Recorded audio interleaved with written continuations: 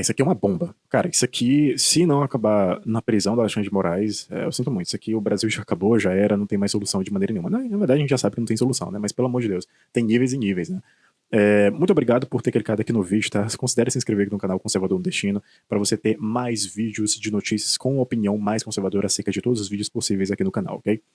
Bem, aqui isso simplesmente é uma bomba e comprova aquele meme, né, de que eu julgo, eu condeno, né, eu acuso, eu sou a parte acusadora, eu sou a vítima, sabe? Isso mostra que aquele meme, né, do Alexandre de Moraes estava completamente certo.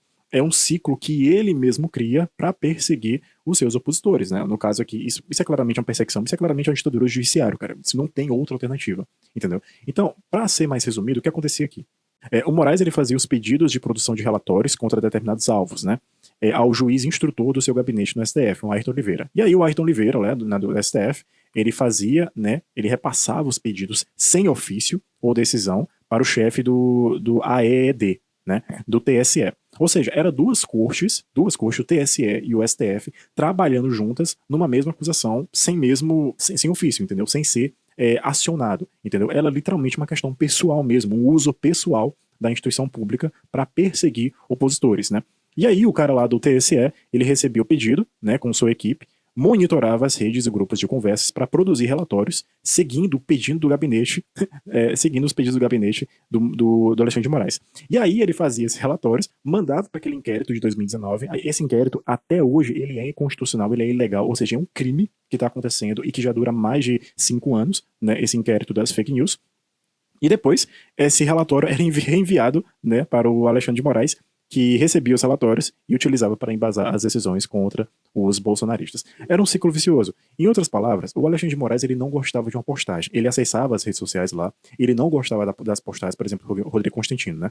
E aí ele pedia, né, para se criar um relatório, para criar provas contra o Rodrigo Constantino, para ele poder decretar, né, uma decisão contrária ao Constantino, ou seja, o que seriam essas punições? Seriam bloqueios da rede social, seriam bloqueios de contas bancárias, ou seria até mesmo multas, né? E essas multas não eram somente aplicadas no Rodrigo Constantino, mas também nas próprias plataformas, no Twitter, no Instagram, no YouTube, enfim, nas próprias plataformas que se negassem, né, a não resolver essa censura decretada pelo Alexandre de Moraes, entendeu? Então, assim, a gente vive num Brasil que a liberdade de expressão ela não é respeitada, entendeu? Você imagina você estando num processo, e aí o juiz, que deveria ser a parte mais imparcial do processo, ele vai lá e você descobre que ele cria provas contra você.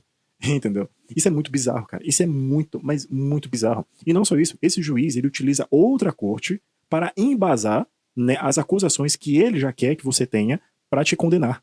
Entendeu? Cara, isso aqui é uma bomba gigantesca. E detalhe, sem ofício, ou seja, sem ser acionado. Isso aqui, no direito, eu não sou formado em direito, tá? Mas isso aqui cabe até mesmo com aquelas provas probatórias, né? Que basicamente o cara ele vai criando provas e provas contra você, sem que essas provas não tenham nenhum indício para embasar a acusação sobre você, entendeu? Basicamente o cara criava prova contra ti, entendeu? Então, assim, a gente vive num país em que um ministro comunista, né, declaradamente comunista, fala isso aqui para o Brasil inteiro. Olha isso aqui. Não serão. E eu sei que os senhores sabem disso. E eu me refiro a todas as plataformas. Esse tempo da autorregulação, da ausência de regulação da liberdade de expressão como valor absoluto, que é uma fraude, que é uma falcatrua, esse tempo acabou no Brasil. Acabou. Acabou. Entendeu? Acabou mesmo. E o Alexandre de Moraes, ele tem apoio lá no STF, no TSE, para fazer esses tipos de crimes. Isso aqui é um crime, cara. Isso aqui é um crime. Então, assim, aí vai lá, a OAB, né, pede que Moraes esclareça se agiu fora do rito para investigar bolsonarista. Então, a OAB é uma instituição, cara, mequetrefe demais, cara, frouxa demais, é triste, sabe? Mas, enfim, grande parte dos membros da OAB, eles corroboram com esse tipo de atitude do Alexandre de Moraes, cara. Isso é um crime, entendeu? Isso aqui que o Alexandre de Moraes está fazendo é um crime. É algo totalmente ilegal, entendeu? E aí, você tem essa parte aqui, cara, que isso aqui é muito engraçado, mano. Meu Deus, olha isso. Na reportagem, né? Por volta de 17, o Tagliaferro, né, avisou que na revista Oeste encontrou apenas publicações jornalistas. Então, até mesmo dentro da cúpula da Alexandre de Moraes, os caras viram que essas acusações, essas provas eram totalmente furadas, não tinham embasamento, não tinham fundamentações para entrar em um relatório criminatório, velho. não tinha embasamento, entendeu? Então até dentro deles, eles já tinham sabe, essa desconfiança, esse medo, entendeu? Cara, não tem como a gente abusar isso aqui, porque são publicações jornalísticas, entendeu? E que não estavam falando nada. E que perguntou o que, então, ele deveria colocar no relatório. Ou seja, até eles não sabem o que fazer. Até lá dentro do grupo deles, eles não sabem o que fazer, porque realmente não tem crime. É literalmente cisma do Alexandre de Moraes em querer perseguir aquelas pessoas que discordam dele. Só isso. Perseguir bolsonaristas, perseguir conservadores, pessoas de direita que não concordam com essa ditadura do judiciário. Basicamente é isso. E Ayrton Oliveira respondeu em seguida: use sua criatividade. Mano. Ai, meu Deus do céu, cara. Aí o cara fala, né? Pega uma ou outra fala, opinião mais ácida. O ministro entendeu que está extrapolando com base naquilo que enviou. E aí o cara fala, vou dar um jeito, RS. Mano, isso aqui, cara. Não, se você não soubesse que aqui a gente tá literalmente falando da cúpula do judiciário, se você não soubesse que aqui a gente tá literalmente falando do gabinete de um ministro do STF, não parece um papo de adolescente? Não, sério, isso aqui não parece papo de adolescente do CDE, que tem conta no Twitter, e que tem um grupo no Twitter que serve pra cancelar pessoas que ele não gosta? Não, se você não soubesse, você claramente diria isso, cara. Mas não, a gente tá literalmente falando de uma cúpula do STF, de ministros do STF, de juízes dentro do STF, criando provas contra pessoas que discordam da visão deles, cara. Criando provas contra conservadores, criando provas contra bolsonaristas. Cara, isso aqui é ridículo, isso aqui é surreal, velho. Isso aqui no país sério dava cadeia, tá ligado? O cara ou já teria renunciado, ou já teria sido empichado, ou já teria sido preso imediatamente. Isso aqui não existe. Então, assim, é como o Gustavo Gaia falou, todas as decisões morais devem ser anuladas, todos os inquéritos arquivados. E é verdade, entendeu? Assim como aconteceu na Vaza Jato, entendeu? Que foi responsável também pela anulação dos processos do Lula lá na vara de Curitiba. Enfim, e aqui a gente tem mais um ofício, né, que exige a censura de contas populares, né, entre eles até mesmo o pastor Josias Pereira, né, que é esse pastor aqui, e de direita, conservador, enfim. E aí a gente tem, né, a reação dos esquerdistas em relação a essa bomba, né, que é o José de Abreu, o Alexandre de Moraes deveria fechar a Folha. E é assim que os socialistas pensam, entendeu? Os socialistas, eles pregam, né, uma defesa da democracia, mas é a democracia deles, onde só eles existem, entendeu? Então, democracia qualquer pessoa pode defender. A China pode defender, a Coreia do Norte pode defender, enfim, Cuba pode defender, qualquer país vai dizer que é democrático, cara. Venezuela diz que é democrático, Venezuela diz que é democrático, entendeu? Mas na prática, o que conta são as ações, entendeu? E é engraçado que a pessoa coloca aqui, né, a Nantes, fascismo não liga pra isso, eu fecho o jornal e pronto, regular, repara democratas. E o mesmo José de Abreu, o Alexandre de Moraes deveria fechar a Folha. Cara, isso aqui é hipocrisia pura, entendeu? Mas de hipocrisia você já sabe que a esquerda já vive. A esquerda vive de hipocrisia, de mentiras, de crimes, né, e de inveja. Mas agora vem a questão. Como é que isso vai acabar? Vai acabar em pizza? Vai acabar em pizza? Vai acabar em feijoada? E, assim, eu não sei como é que isso vai acabar, mas eu tenho uma teoria. Eu acho que o Alexandre de Moraes, ele não cai. Tá? Não existe ânimo no Senado. O Senado ainda é dominado pelo Pacheco. O Pacheco não vai abrir um processo de impeachment contra o Alexandre de Moraes, a não ser que realmente aconteça uma ruptura e uma segurança maior para o Pacheco ser indicado pelo Lula como ministro do STF.